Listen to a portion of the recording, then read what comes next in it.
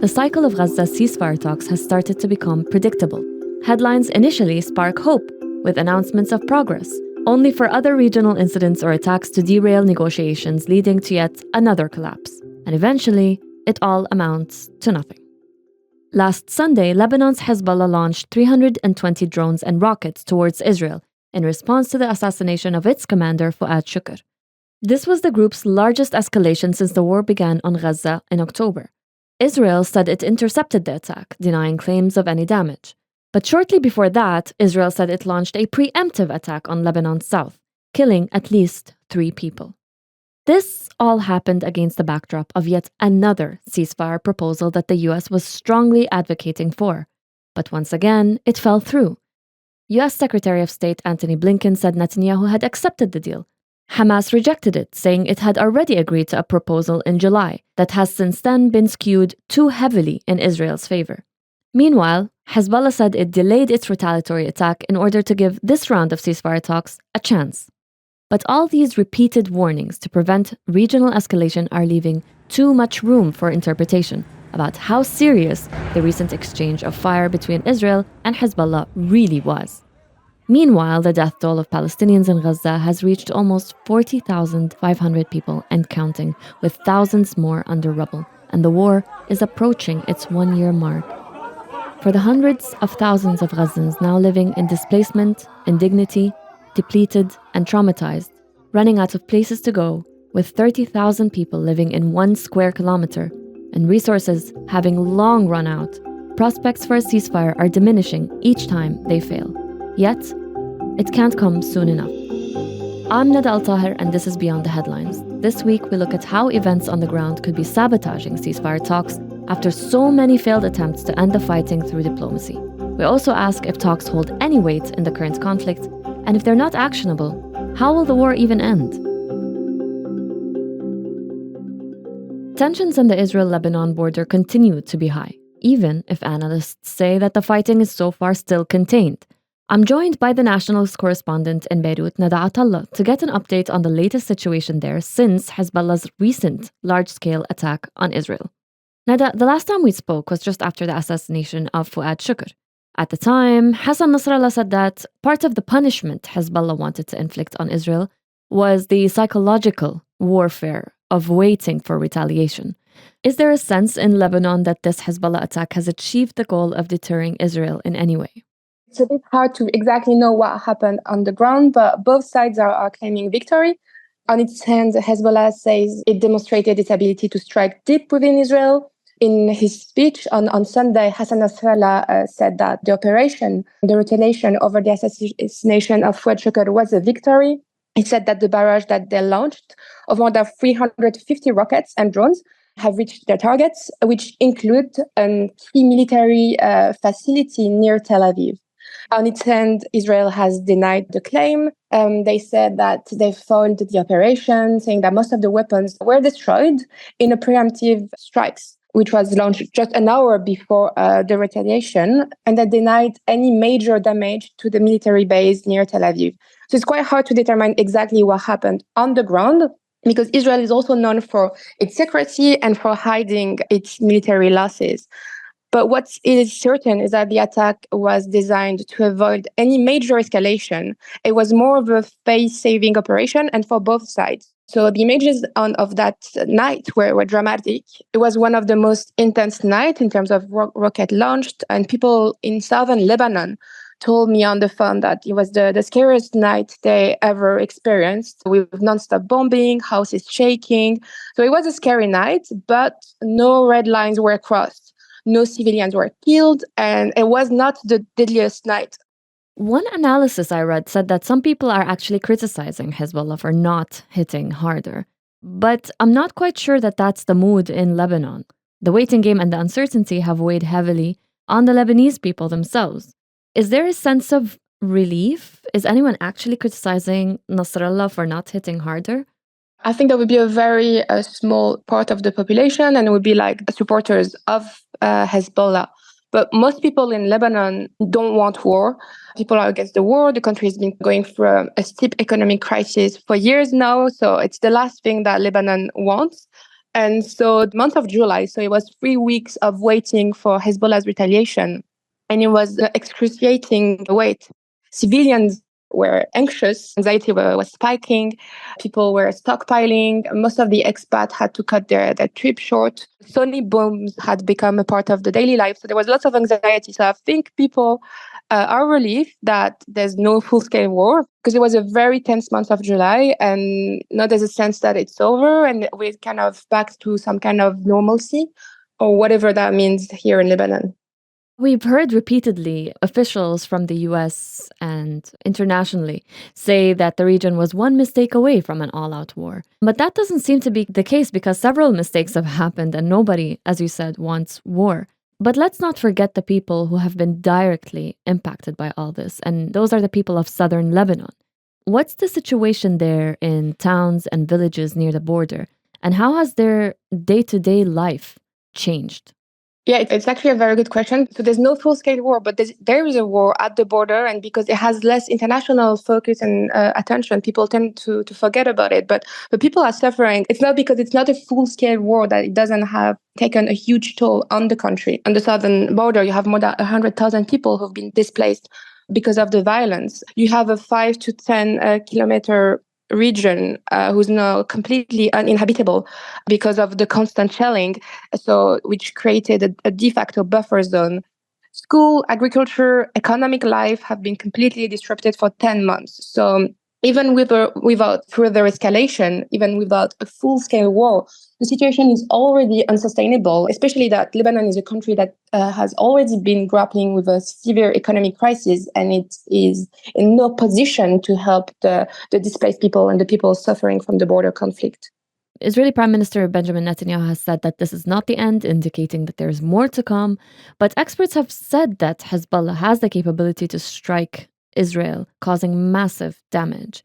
Do we expect anything more to happen? And what will it take for this war to spill over beyond Lebanon's borders, knowing that it's already spilled over beyond Gaza's borders? So I think this round of attack is over. Nasrallah said that, you can breathe now, you can go back to your houses. I think this round is over, but we don't know until what's going to be the next miscalculation. So it's not the first time tensions are peaking, but it's not going to be the last time. So, and people are well aware of that. We're still waiting also for the Iran's retaliation. I think the ceasefire talks had delayed the potential retaliation. Maybe it's buying some time. So there's still the sense of that it's not over, that one round is over, but until when? But it's very hard to tell that what could be the miscalculation, what could trigger the full-scale war, because I think red lines are moving, they're shifting red lines. I think at the start of the war, like we used to say that if a civilian was killed, then that would be a red line. If Beirut was targeted, that would be the red lines. And we cross all these red lines, and there's still no full-scale war. But the longer that low-intensity conflict lingers, the more chance that there will be a miscalculation that could potentially trigger a broader conflict in the region. How much of this spillover is actually affecting ceasefire talks? I speak to the National's own Hamza Hindawi in Cairo about what led to the breakdown of this latest deal and what hope there is for a ceasefire altogether. Hamas has rejected the latest ceasefire proposal, but accepted a US proposal that was made in July. How does this recent ceasefire proposal differ from the one it accepted, and what are the sticking points? I think what Hamas is actually saying, that they have accepted on July 2nd a set of proposals for a ceasefire and a swap of hostages for prisoners. Those proposals are actually based on an offshoot from the proposals made by President Biden on May 31st. The details are many. Sometimes the differences are basically syntax, but why is Hamas rejecting the latest proposals? Because the latest proposals do not give Hamas what it has consistently asked for from day one, and that is a full Israeli withdrawal from Gaza and a permanent ceasefire.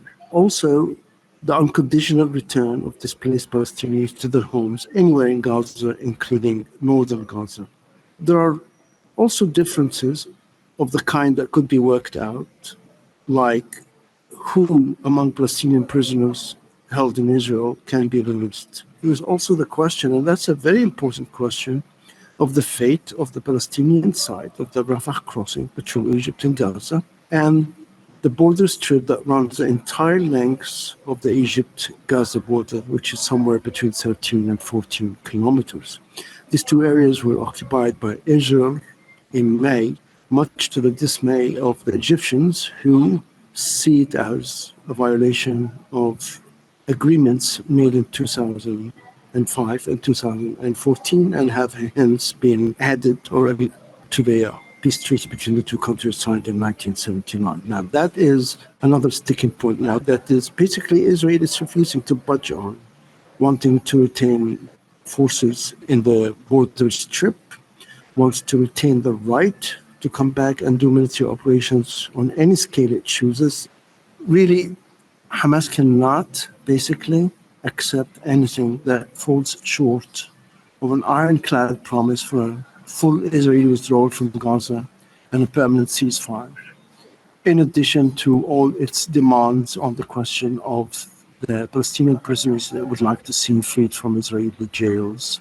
So it's not just Hamas that has a problem with this proposal, it's also Egypt. Egypt has a very serious problem with the Israeli position on the border strip and the Palestinian side of the Rafah crossing. I understand that relations between Egypt and Israel at this point of time is at an all-time low since the 1979 peace treaty. And Israel is not budging, and the Egyptians also are not budging. They want every single Israeli soldier to leave both areas. But Egypt has also given in to some Israeli demands. Two of these are the construction of a formidable wall that is 6 meters high and 6 meters underground, the entire length of the Egypt-Gaza border. Egypt also does not seem to mind that the Israeli troops in the Philadelphia corridor be replaced by some sort of a UN peacekeeping force that includes American troops. As for the Rafah crossing, Egypt firstly insists that a Palestinian entity of some sort must be running the Gaza side of the Rafah crossing. And if there is a need for international supervision of the operation there, then be it. But no Israeli soldiers. U.S. Secretary of State Antony Blinken called the most recent version of this agreement a, quote, bridging proposal that the Israeli Prime Minister had accepted. And the U.S. altogether put the responsibility of accepting it on Hamas.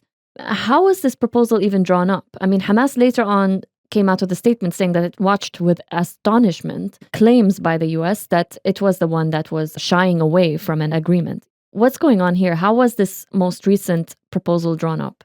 I'm not privy to proceedings behind closed doors, but it has been the policy of the United States in these negotiations, which have been going on for close to 9 months, if not longer, for Washington trying to put pressure on Hamas to accept whatever it is that Israel is comfortable with, and the U.S. And I think from day one in this conflict, U.S. bias in favor of Gaza is unmistakable. It's quite obvious there. The bridging proposal that Mr. Blinken was speaking about is basically caving in to Prime Minister Netanyahu's additions and new conditions that he has introduced to the original proposal by President. So the Americans have consistently asked the Egyptian and Qatari mediators to put pressure on Hamas to accept whatever is on the table. Hamas can't do that.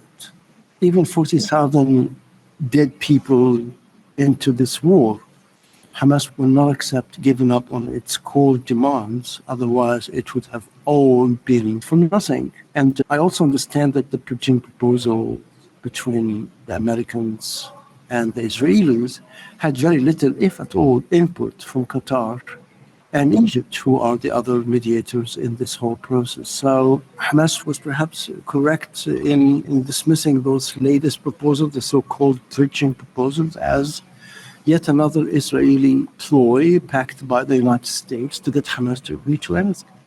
So what's the end game here? If we're not able to reach any sort of agreement, Hamas has made its position clear. There was an agreement that it accepted in July, and then since then that agreement has changed and all the other mediators are being sidelined.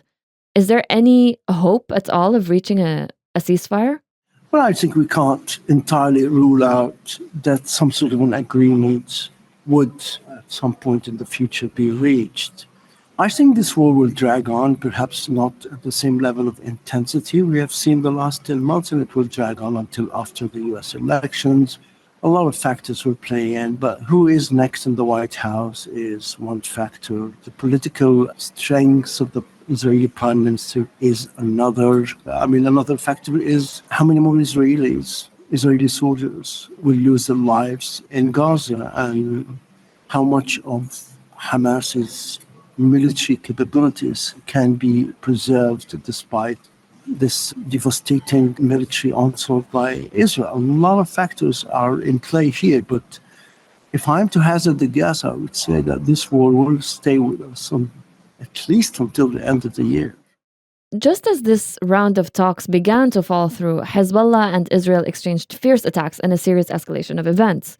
We also have the targeting of Ismail Haniyeh in an assassination in Tehran.